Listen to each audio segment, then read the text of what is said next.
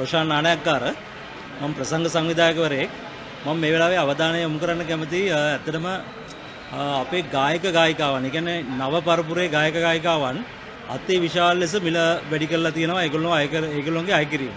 සමහර ගායක ගායිකාවන් මම හිතන්නේ ලක්ෂ 8 10 15 ඒ වගේ ලක්ෂ 20 අය කරන අවස්ථාවලුත් ඇවිල්ලා තියෙනවා. ඒ වගේ අති විශාල මුදලක් අය කරන්න පටන්ගෙන තියෙනවා ප්‍රසංග සඳහා. දැන් මෙතන වෙලා තියෙනවා මම අවධානය යොමු කරන්න කැමතියි අපේ ප්‍රවීණ කලාකරුවන්. ඒ කියන්නේ සිංහල සංගීත ශාස්ත්‍රයේ සිටින ප්‍රවීණ කලාකරුවන් පවා අභිභවා යමින් ඒගොල්ලන්ට විශාල කියන්නේ ප්‍රවීණ කලාකරුවන්ගේ වෘත්තීයමය තත්ත්වයක් ඉතාම පහත් තත්ත්වයට දාලා මේ නව පරපුරේ කලාකරුවන් විශාල මුදලක් අය කරනවා. ඊළඟට ප්‍රවීණ කලාකරුවන් ප්‍රසංගයකට සහභාගී වෙනවා නම් නව පරපුරේ කලාකරුවන් අපි මේ ප්‍රසංග වලට එන්නේ නැහැ කියලා ප්‍රසංග වර්ජනය කිරීමේ තත්ත්වයක් ඇවිල්ලා තියෙනවා. ඒ වගේ කිසිම සදාචාර සම්පන්න නැති නව පරපුරේ ගායක ගායිකාවන් පිරිසක් බිහි වෙලා තියෙනවා.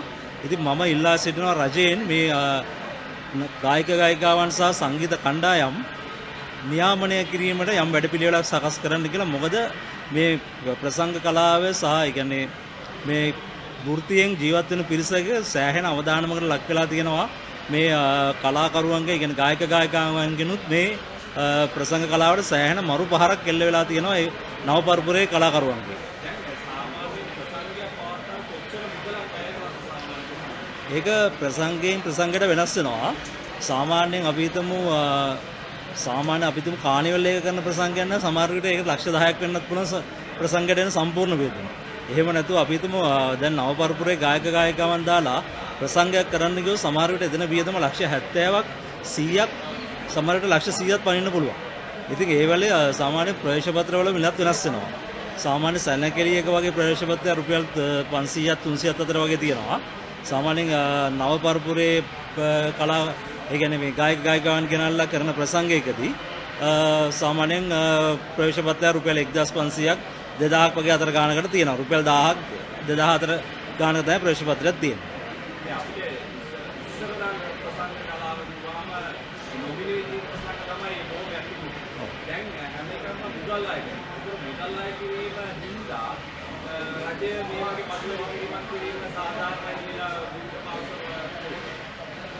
මුදල් අය කිරීමට අපි කලිනුත් කොහොමද අපි විනෝද බද්ද කියලා එකක් අපි රජයට ගෙව්වා. ඒ කියන්නේ ඒකත් විනෝද බද්දත් ඔබ හිතන්න සාමාන්‍යයෙන් විනෝද බද්ද අය කරන එකත් 5% 10 වගේ තිබිච්ච විනෝද බද්ද දැන් සමහර මේ පළාත් පාලන ආයතන වැඩි කරලා දිනවා 125ක් වෙනකම්. ඔබ හිතන්න දැන් යම්කිසි ප්‍රසංග සංවිධායකවරයෙක් ආයෝජනය කරන මුදල අඩුම තරමේ ඉතින් ගෙවන්න ඕනනේ. ඒතකොට බද්දට යටත්නේ. එතකොට ඒ ආයෝජන කරන මුදලින් 125ක බද්දක් අය කරනවා කියන්නේ ඒක ඉතාම අසාධාරණ බද්දක්. ඉතින් ඒ නිසා මේ විනෝද බදු වල යල්පැන ගියපු විනෝද බදු ක්‍රමයක් තියෙනවා. ඉතින් ඒව සංශෝධනය කිරීම අත්‍යවශ්‍යයි. ඒක ඉතින් ඒක මේ රටේ දේශපාලන අධිකාරිය කරන්න ඕන දෙයක්. ඒක නිවැරදි බදු ක්‍රමයක් මේ ප්‍රසංග කලාවට හඳුන්වලා දෙනවා නම් මම හිතනවා ප්‍රසංග කලාව ඉදිරියට කරගෙන යන්න එක ගොඩක්ම ඒවල් වෙනවා කියලා.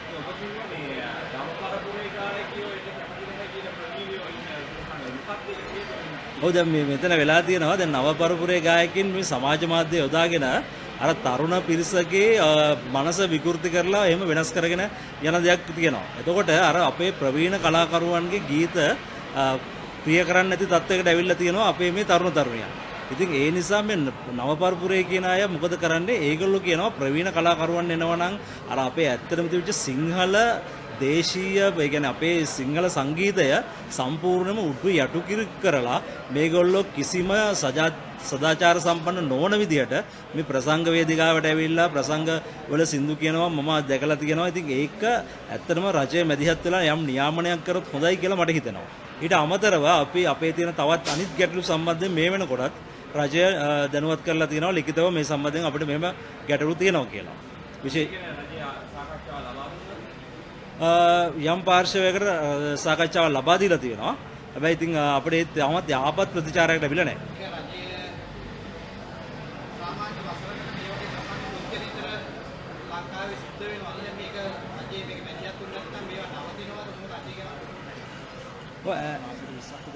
ඇත්තටම මෙහෙමයි. එක එක ප්‍රසංගානුව ඒක රඳාපවතිනවා. අපි හිතමු සාමාන්‍යයෙන් මාසෙකට ප්‍රසංග 20ක් 50ක් අතර ප්‍රමාණයක් තියෙනවා කියලා. මේ ප්‍රසංග අඩුවීමෙන් ඉතින් විශාල පිරිසකගේ රැකියාවලට ඒක බලපානවා.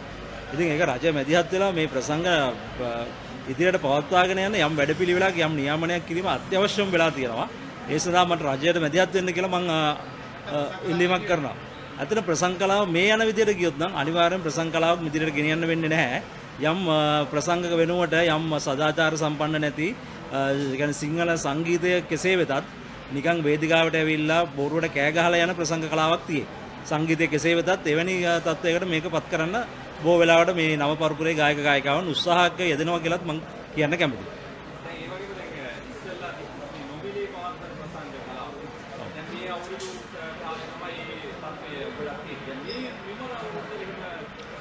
දැන් මේ අවුරුද්දට වෙලා තියෙන දැන් අපේ ප්‍රසංග සංවිධායකින්ට මේ තියෙන වැඩි ඒ කියන්නේ වැඩි පුර කරන්න තියෙන වියදමත් එක්ක එහෙම ප්‍රසංග සංවිධානය කිරීමේ අපහසුතාවයක් ඇවිල්ලා තියෙනවා. ඒ නිසා මම හිතන්නේ මේ අවුරුද්දේ වෙයි අනිවාර්යයෙන්ම අඩුවෙන්ම ප්‍රසංග සංවිධානය වෙන සිංහල අවුරුද්දේ. ඒ කියන්නේ අපි දන්නවා ගමේ අවුරුදු උත්සවයක් තිබ්බ සමහර වෙලාවට සංගීත ප්‍රසංගයක් සංවිධානය වෙනවා. හැබැයි නමුත් දැන් මේ තියෙන ගායක ගායිකාන්ගේ විශාල මිල අය කිරීම අනිත් දේවල් වල මිල වැඩිවීම පොලිස් නිලධාරීන්ට ගෙවන මිල වැඩිවීම ඒ වගේ හැමදේම බැලුවොත් මම හිතන්නේ මේම අපිට ප්‍රසංග මේ ඉදිරියට පවත්වාගෙන යන්න පුළුවන් වෙයි කියලා. සාමාන්‍ය ප්‍රසංගයක් පවත්වාගෙන ඒක තමයි මම කලිනුත් කිව්වේ සාමාන්‍ය ප්‍රසංගය සාමාන්‍ය ඒ ප්‍රසංගයෙන් ප්‍රසංගයට රඳා පවතිනවා. ලක්ෂ 10ට ප්‍රසංගයක් කරන්නත් පුළුවන්. ලක්ෂ 100ක් හෝ ඊට වඩා වේදන් කළ ප්‍රසංගයක් කරන්නත් පුළුවන්. ඒ ප්‍රසංගයට තෝරා ගන්නා සංගීත කණ්ඩායම ගායක ගායිකාවන් අනුව ඒක වෙනස් වෙනවා. සහෝක බීට් බෑන්ඩ් ඇකෝස්ටික් කියලා දෙපැත්තකින් ගායක ගායිකයෝ දාගෙන කරන සාමාන්‍ය ආකාර ප්‍රසංග ඒක මෙහෙමයි අපි මෙතෙන්දි බලන්න ඕනේ දැන් ප්‍රසංගයක් බලන්න යන පිරිස කවුද කියලා. ඒ වැඩිපුරම පිරිසක් කියන්නේ අවුරුදු 16යි අවුරුදු 30යි අතර පිරිසක්. ඉතින් මේ අවුරුදු 16යි 30යි අතර එන පිරිස වැඩිපුරම දැන් අර සමාජ මාධ්‍ය මේ ආගමනයත් එක්ක මේ අර නවී කියන්නේ මේ ප්‍රවීණ කලාකරුවන්ගේ මම හිතනවා පසුබෑමක් වෙලා තියෙනවා කියලා. මොකද නව පරපුරේ කලාකරුවන් මේ සමාජ මාධ්‍ය යොදාගෙන ඒ කියන්නේ අපේ තරුණ පරම්පරාව ඉතාමත්ම පහත් ලෙස කියන රසවින්දනයක් නැති සංගීතයට ඇදලා අරගෙන තියෙනවා. එතකොට ඒ නව පරපුරේ කලාකරුවන් තමයි මේ ගාන වැඩි කරන්නේත් ඒ විදිහට මේ අතිවිශාල මුදල්. ඒ කියන්නේ සාමාන්‍ය අපි කියමු පැය භාගයක් ඇවිල්ලා සින්දු කියන්න වේදිකාවට ඇවිල්ලා ලක්ෂ 8ක් අය කරනවා, ලක්ෂ 10ක් අය කරනවා, ලක්ෂ 13ක්, ලක්ෂ 15ක්. දැන් මේ වෙනකොට ඒක ලක්ෂ 20 සීමාවටත් ගිහිල්ලා කියලා මට ආරංචියක් තියෙනවා. ඉතින් මේ වගේ අතිවිශාල මුදලක් අය කරන්න අර තරුණ පරම්පරාවගේ මනස විකෘති කිරීමේ දේකුත් මේගොල්ලෝ සමාජ මාධ්‍ය වලින් කරගෙන යනවා. ඊට පස්සේ තමයි මේගොල්ලොන්ට තියෙන ඉල්ලුම හදාගන්නේ මේ නව පරපුරේ ගායකයින්.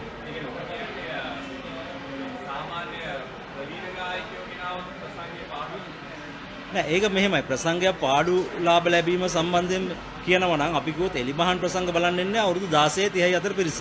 ඉතින් ඒ පිරිසගේ අර මනස විකෘති වෙලා තියෙන නිසා, ඒ කියන්නේ විකෘති කරලා තියෙනවා මේ නව පරපුරේ ගායක ගායිකාවන්. ඉතින් ඒක නිසා දැන් එතකොට එලිමහන් ප්‍රසංගයක් කරොත් අර තරුණ පිරිසට අවශ්‍ය වෙන ගායක ගායිකාවන් ගේන්න වෙලා තියෙනවා.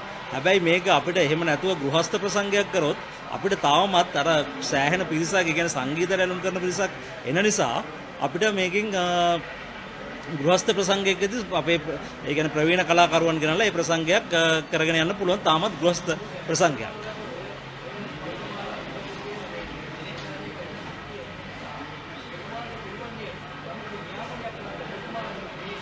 ඔය ප්‍රශ්නේ